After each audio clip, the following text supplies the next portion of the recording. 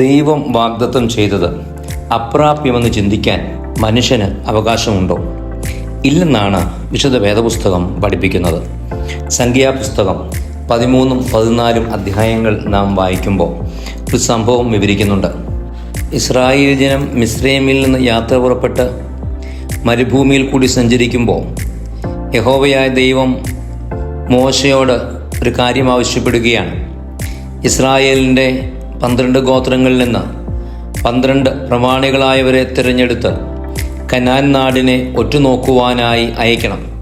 യഹോവ വാഗ്ദത്തം ചെയ്തിരിക്കുന്ന നാടാണ് കനാൻ നാട്. ആ നാട് ഒറ്റുനോക്കുവാനായി, അവിടുത്തെ എല്ലാവിധമായ വിശേഷങ്ങളും അറിയുവാനായി കൃത്യമായ ധാരണയോടെ പ്രമാണികളെ അയക്കുകയാണ്. അവർ ആ ദേശത്ത് പോകുമ്പോൾ എന്തൊക്കെ ചെയ്യണം എന്നുള്ളതിന് കൃത്യമായ കോഡ് ഓഫ് കോണ്ടക്റ്റ് അവർക്ക് കൊടുക്കുന്നുണ്ട്.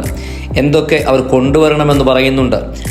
അങ്ങനെ അവർ തിരികെ വന്ന രംഗമാണ് വിശുദ്ധ വാരത്തിൻ്റെ ചൊവ്വാഴ്ച സന്ധ്യാനമസ്കാരത്തിൽ പാട്ടായിട്ട് പിതാക്കന്മാർ ക്രമീകരിച്ചിരിക്കുന്നത്.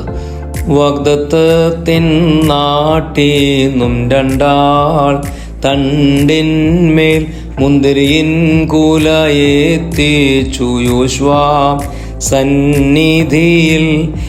അങ്ങനെ എസ്കോൽ താഴ്വരയിൽ നിന്ന് വിളഞ്ഞ മുന്തിരി തണ്ടോടുകൂടി തന്നെ കൊണ്ടുവന്ന് ആ ദേശത്തെക്കുറിച്ച് വിവരിക്കുകയാണ്.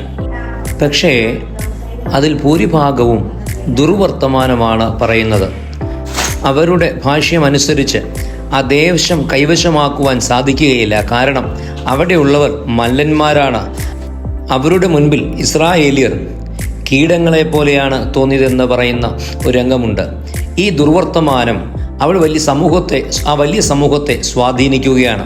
എന്നാൽ ആ കൂടെ ഉണ്ടായിരുന്ന യോശുവായും കാലേബും അതിന് വിപരീതമായി ജനത്തോടും മോശയോടും അറിയിക്കുന്നത് യഹോവ നൽകുമെന്ന് വാഗ്ദത്തം ചെയ്തിരിക്കുന്നത് അത് സംശയിക്കുവാൻ നമുക്ക് അവകാശമില്ല.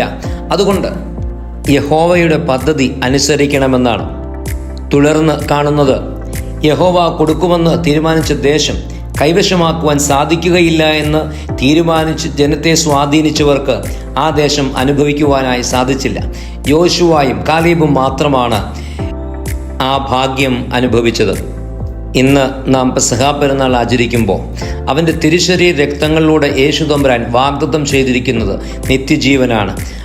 ഈ പുതിയ പെസഹായുടെ ഓർമ്മയിൽ നാം സംബന്ധിക്കുമ്പോൾ ദൈവത്തെ അവിശ്വസിക്കുവാൻ നമുക്ക് അവകാശമില്ല.